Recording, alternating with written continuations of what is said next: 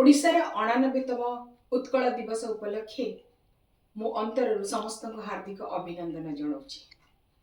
उत्कृष्ट कलार देश ओडिशा, आर्यभूमि पुण्यभूमि ओडिशा, गंगाठारू गोदावरी पर्यंत विस्तृत थिला ए ओडिशा।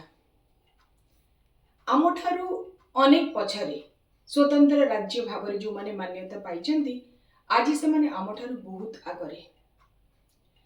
जो उद्देश्य ने कि 1903 मसीहारे बंगभंग आंदोलन एवं उत्कल सम्मेलनी गठन होइथिला आ उत्कलर स्वतंत्र प्रदेश बा ओडिशार स्वतंत्र प्रदेश प्राक आरंभ करथिले पारलाखेमुंडीर महाराजा गजपति कृष्णचंद्र देव।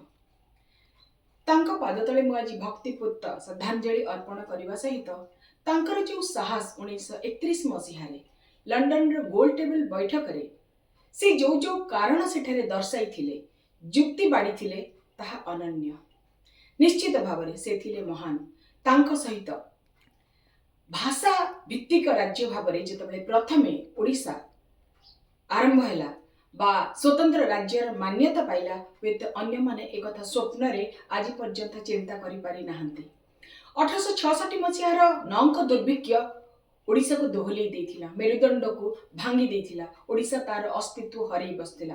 किंतु सेही समय रे व्यासकवि फकीर मोहन सेनापति ठारू आरंभ करी स्वभाव कवि गंगाधर मेहर पर्यंत जो भली भाबरे लेखनी चालना करिथिले प्रत्येक राज्यर प्रत्येकटी कोण को से जो भली भाबरे आह्वान करथिले तार सेही भाषा आमे आज पाइछु।